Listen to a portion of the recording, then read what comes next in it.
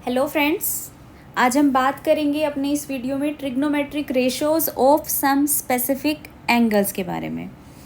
Right, सो वो angles क्या हो सकते हैं? एंगल हो सकता है हमारा 0 degree, 30 degree, 45 degree, 60 degree, 90 degree.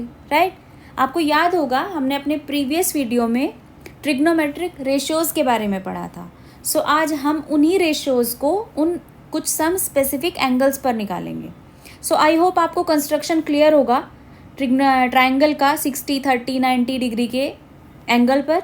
सो उसके आगे का पार्ट हम लेकर चलते हैं। हम इस वीडियो को 2 पार्ट में करेंगे। पहले पार्ट में हम पढ़ेंगे 45 डिग्री, 30 डिग्री, 60 डिग्री एंगल के बारे में, और दूसरे पार्ट में हम पढ़ेंगे 0 डिग्री और 90 डिग्री एंगल के बारे में। ओके, सो चलिए स्टार्ट करते हैं। सबसे पहले हम बात करेंगे 45 डिग्री एंगल के बारे में। सो यहाँ पर हम एंगल ए को लेकर चले हैं। एंगल ए हमारा क्या है? 45 डिग्री। सो जब एंगल ए 45 डिग्री है, एंगल बी हमारा 90 डिग्री है, सो हमें एंगल सी निकालना होगा। एंगल सी क्या हो जाएगा? हमें पता है किसी भी ट्रायंगल के तीनों एंगल्स का सम 180 डिग्री होता है। सो 180 डिग्री में से अगर हम रेस्ट 2 एंगल अपने माइनस करेंगे, सो हमारा थर्ड एंगल निकल कर आ जाएगा। 2 एंगल कौन से हमारे? Angle A plus angle B. So क्या होगा ये? 180 degree minus 45 degree plus 90 degree. So ये क्या आ जाएगा? 45 डिग्री। जब ये एंगल हमारा 45 डिग्री है, ये एंगल हमारा 45 डिग्री है, तो ये साइड जो है हमारी वो इस साइड के इक्वल हो जाएगी। Means A B equal to B C. So यहाँ से हम लिखेंगे A B equal to B C. Because हमें रेशो निकालने के लिए, कोई किसी भी ट्रायंगल की साइड्स का रेशो निकालने के लिए उसकी साइड्स पता होनी चाहिए। सो अभी हमारे पास ए बी भी है, बी सी भी है। सो हमें क्या निकालना है? ए सी, ये साइड निकालनी है। सो इस साइड को निकालने के लिए हम क्या यूज़ करेंगे यहाँ पर? Pythagoras theorem. आपको याद होगा पाइथागोरस थ्योरम के बारे में। अगर किसी को थोड़ा भी कन्फ्यूज़न है देन आप हमारे चैनल पर जाकर देख सकते हैं। इसकी हेल्प से हम ये साइड निकालेंगे। आपको पता होगा पाइथागोरस के स्टेटमेंट से ए सी का स्क्वायर इक्वल टू क्या होता है? ए बी का स्क्वायर प्लस बी सी का स्क्वायर। अब हम इसको इजी करने के लिए हम ये साइड जो ये था A B equals to B C equal to A मान लेते हैं। मीन्स ये हम ए ले लेते हैं। ओके, सो यहाँ से ए सी का स्क्वायर इक्वल टू क्या आएगा? ए का स्क्वायर प्लस ए का स्क्वायर इक्वल टू 2a का स्क्वायर। सो अगर यहाँ से हम निकालें तो ए सी इक्वल टू क्या आ जाएगा हमारा? √2। ओके, सो चलिए अब हमारे पास तीनों साइड्स अवेलेबल हैं। सो यहाँ से हमें क्या निकालना है? रेशो। ओके, सो चलिए रेशो निकालना स्टार्ट करते हैं। सबसे पहले हम निकालते हैं साइन 45 डिग्री। अब आप जानते हैं 45 डिग्री क्या है? हमारा थीटा एंगल। और हमने अपने प्रीवियस वीडियो में पढ़ा था साइन थीटा इक्वल टू क्या होता है? एंगल थीटा के opposite side divide by hypotenuse.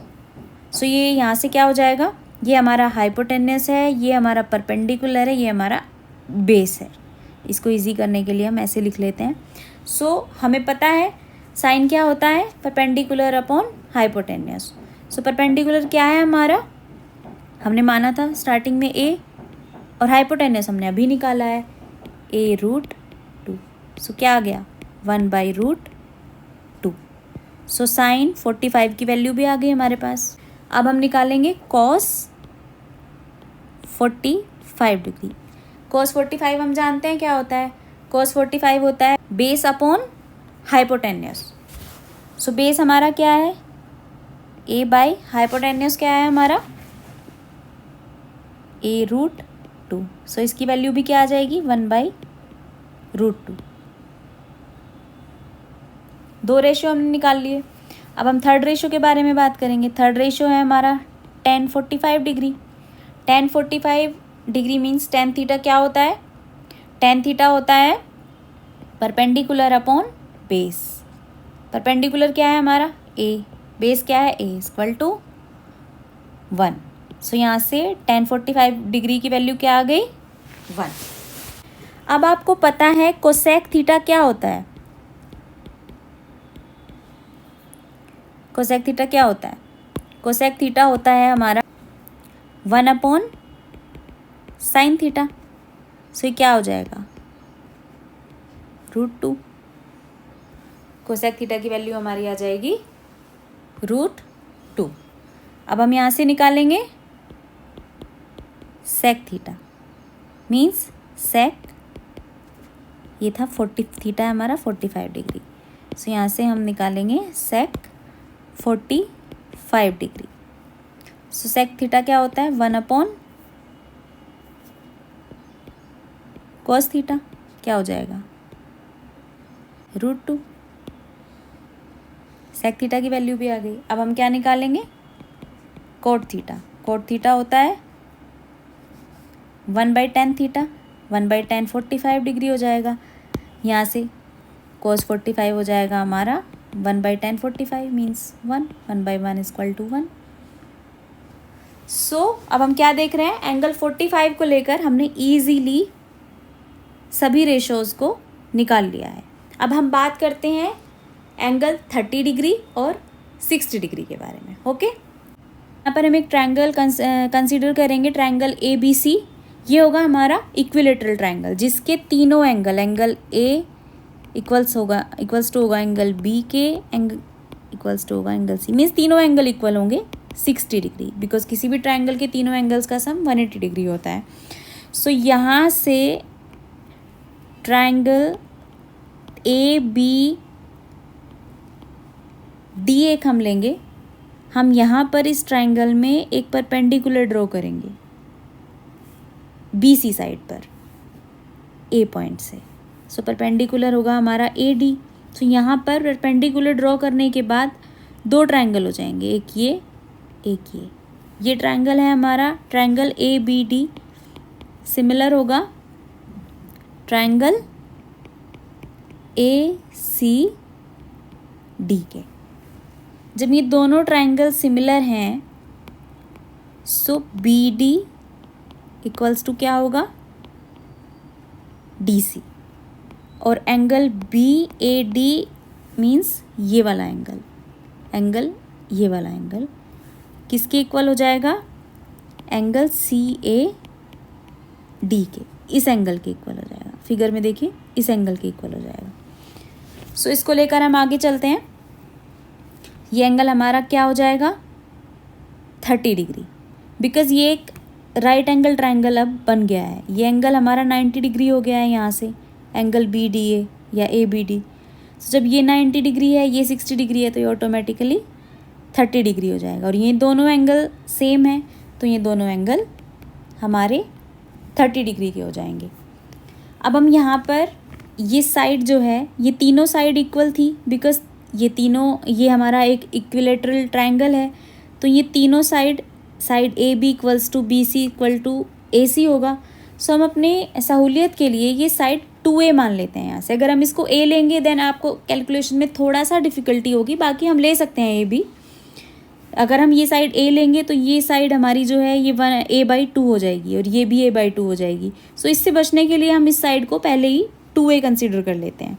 So ये जब BC इक्वल्स टू 2A हमने लिया है और हमें पता है BC equals to AB equals to AC है, तो ये तीनों 2A हो जाएंगी हमारी। सो यहाँ से BD क्या होगा हमारा? A होगा। DC भी क्या होगा हमारा? A होगा, राइट। सो चलिए, हमारे पास अब ये साइड भी अवेलेबल है, ये साइड भी अवेलेबल है। हमें क्या निकालना है? ये परपेंडिकुलर की लेंथ हमें निकालनी है। सो वो हम कैसे निकालेंगे? अगेन यहाँ पर हम पाइथागोरस थ्योरम का यूज़ करेंगे, राइट, बिकॉज ये एक राइट एंगल ट्रायंगल है। अब पाइथागोरस थ्योरम के अकॉर्डिंग क्या कहता है? स्टेटमेंट क्या होगा पाइथागोरस थ्योरम का? आपको पता ही है, हाइपोटेनस का स्क्वायर इक्वल टू परपेंडिकुलर का स्क्वायर प्लस बेस का स्क्वायर। सो यहाँ से हमारा हाइपोटेनस क्या है? AB का स्क्वायर इक्वल टू BD का स्क्वायर प्लस AD का स्क्वायर। अब यहाँ से हमें निकालना क्या है? AD का स्क्वायर। मीन्स AD का स्क्वायर हमें फाइंड करना है, तो क्या आ जाएगा? AB का स्क्वायर माइनस डी का स्क्वायर। अब ए बी हमें पता है क्या है, 2a, 2a का स्क्वायर माइनस बी डी भी हमें पता है ए का स्क्वायर, तो क्या आ जाएगा 3a का स्क्वायर। ए डी का स्क्वायर क्या आ जाएगा 3a का स्क्वायर। सो ए डी की वैल्यू क्या आएगी हमारी a√3, ये हमारी ए डी की वैल्यू हो गई। अब आप देखेंगे कि हमारे पास सभी साइड अवेलेबल हैं, a√3 ये वैल्यू भी आ गई हमारे पास, ये वैल्यू भी है, ये वैल्यू भी है, ये भी है, ये भी है। सो हम अब इजीली रेशियोज फाइंड कर सकते हैं। सो चलिए स्टार्ट करते हैं। पहले हम लेंगे 30 डिग्री के लिए। सो यहाँ से साइन 30 डिग्री, जब हम 30 डिग्री के लिए लेंगे तो ये 30 हमारा थीटा होगा, और एंगल के सामने की जो साइड होती है वो होती है परपेंडिकुलर। सो इस केस में ये हमारा परपेंडिकुलर होगा और ये हमारा बेस होगा और ये हमारा हाइपोटेन्यूस होगा। ओके, सो चलिए साइन 30 क्या होता है हमारा परपेंडिकुलर अपॉन हाइपोटेन्यूस। हाइपोटेन्यूस क्या है ए बी। परपेंडिकुलर की लेंथ हमें पता है क्या है हमारी ए, ये वाली लेंथ। हाइपोटेन्यूस है हमारा 2a, सो क्या आ जाएगा 1/2। अब यहाँ से हम कोस निकालेंगे, कोस 30 डिग्री। कोस 30 क्या आएगा हमें पता है बेस अपॉन हाइपोटेन्यूस। बेस क्या है हमारा, बेस है हमारा ए डी। सो बेस की वैल्यू कितनी है a√3 और हाइपोटेन्यूस है हमारा 2a। सो क्या आ जाएगी वैल्यू √3/2। अब हम क्या निकालेंगे tan 30 डिग्री।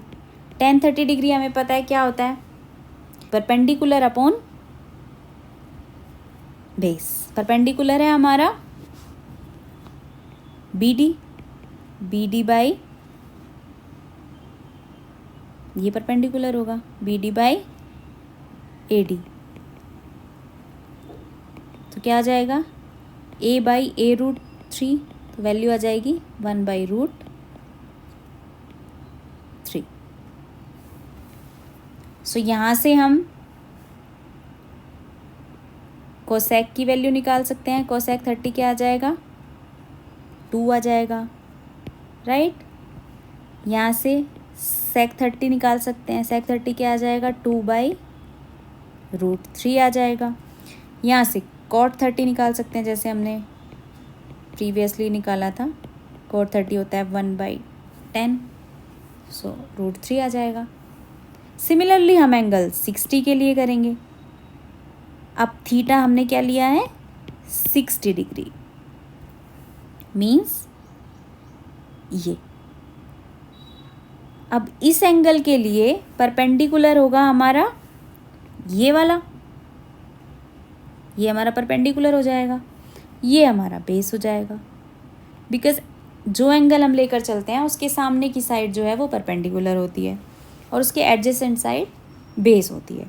सो यहाँ से हम अगर साइन 60 की वैल्यू कैलकुलेट करते हैं तो क्या आएगी, साइन 60 आ जाएगा हमारा perpendicular upon AD by AB, hypotenuse. ये क्या हो जाएगा a√3, परपेंडिकुलर है हमारा, हाइपोटेन्यूस क्या है 2a, सो ये आ जाएगा √3/2।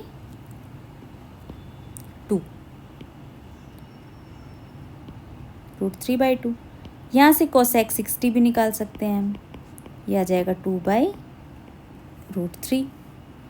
अब सिमिलरली cos 60 निकालेंगे। cos 60 हमारा क्या हो जाएगा, cos 60 होता है हमारा बेस अपॉन हाइपोटेन्यूस। सो कैलकुलेट करके क्या आएगा 1/2। आप कैलकुलेट करके देख सकते हैं, बहुत इजी है। tan 60 हमारा क्या आ जाएगा √3। tan 60 क्या होता है? Perpendicular upon base. परपेंडिकुलर है हमारा a √3, बेस है हमारा a से a कैंसिल आउट हो जाएगा, √3 बचेगा। जब हमारे पास cos 60 की वैल्यू है सो हम यहाँ से sec 60 की वैल्यू निकाल सकते हैं, वो आ जाएगा हमारा 2। जब हमारे पास tan 60 की वैल्यू है तो हम यहाँ से cot 60 की वैल्यू भी निकाल सकते हैं, वो आ जाएगा अपन हमारा 1/√3। सो इसी तरीके से हम इजीली 30 और 60 डिग्री के लिए ट्रिग्नोमेट्रिक रेशियोज जो हैं वो निकाल सकते हैं। ओके फ्रेंड्स, मिलते हैं इस वीडियो के पार्ट 2 में, जहाँ पर हम पढ़ेंगे एंगल 0 डिग्री और एंगल 90 डिग्री के बारे में। Okay friends, thank you.